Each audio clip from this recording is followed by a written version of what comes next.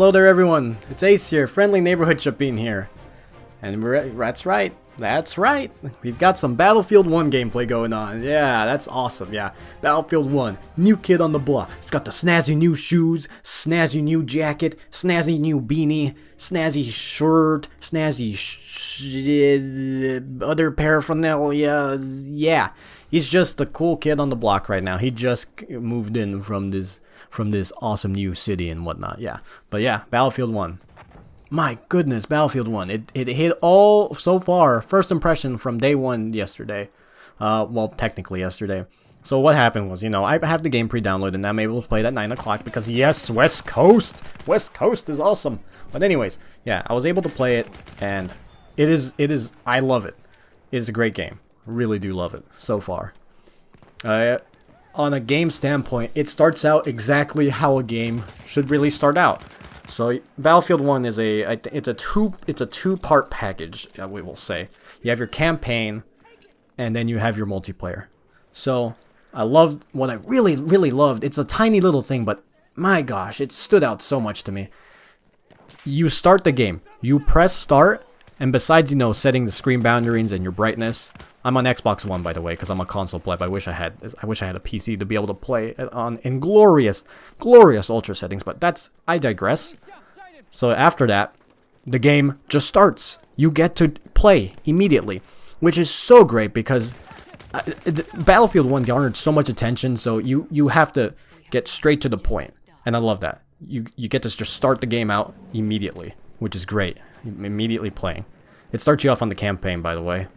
Yeah, so first off, we're going to be talking about a little bit about the campaign. So, spoiler alert, I'm going to put a timestamp right now. Look at that timestamp. Skip to that part if you don't want any spoilers right now about anything about the campaign. You've been warned, so here we go. Alright, so I love what the game does. The game starts you off right in the campaign. Just ready to play, which like I said before, it gets the player just ready to play. No BS, no would you like to see the tutorial or would you like to invert your settings or all this. Just play the game. That just starts you off. Starts you off as a cutscene as one of the soldiers. I would assume is one of the Harlem Hellfighters, and you just start off in the front lines. And it was such a powerful, moving, bleak mission. Bleak and I mean by mood, like emotion. It captured, I feel like, really well of what the horrors of what World War I, fighting in World War I would have been. It was terrible. These soldiers were, jeez, these were, I mean, they were adults, but they were kids essentially. So what happens in the campaign is essentially, you fight as different soldiers. You are not expected to survive. They even tell you that. One soldier dies, you get his full name and his date of death, which is, I think 1918 on that one right there. And it's just so powerful. And then you move on to the next soldier and the next soldier. It's just defending different pieces of the frontline combat that was in World War I.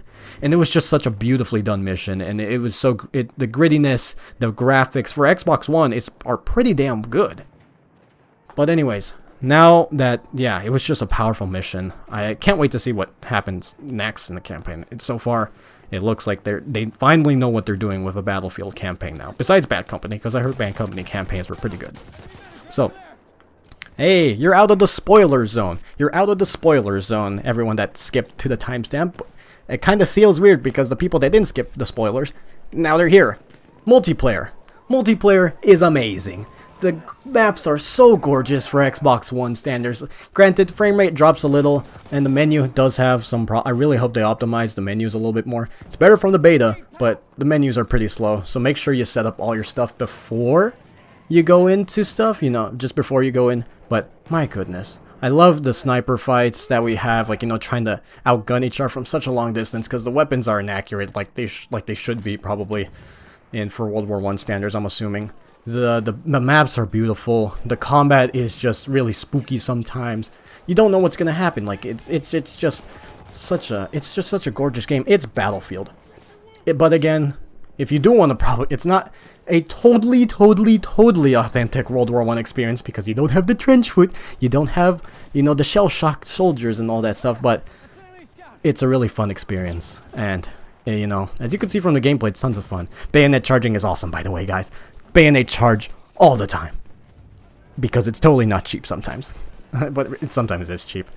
But yeah, I've been enjoying Battlefield 1. It was mainly more this video was more a campaign discussion spoiler thing for the people that skipped ahead. But all you really gotta know is, it's a fun game, guys. If you love Battlefield, you'll love this one. It plays differently because it's World War 1. But you'll love it. If you love Battlefield, if you even like Battlefront, you'll even like it because it has a slight, like a more advanced Battlefront feel, if you will. But anyways, everyone, tons of fun. I would recommend. But yeah, I'm gonna keep playing this game. I'm gonna play the campaign maybe. So toodaloo, everybody, and please enjoy. You know, more videos. Yeah.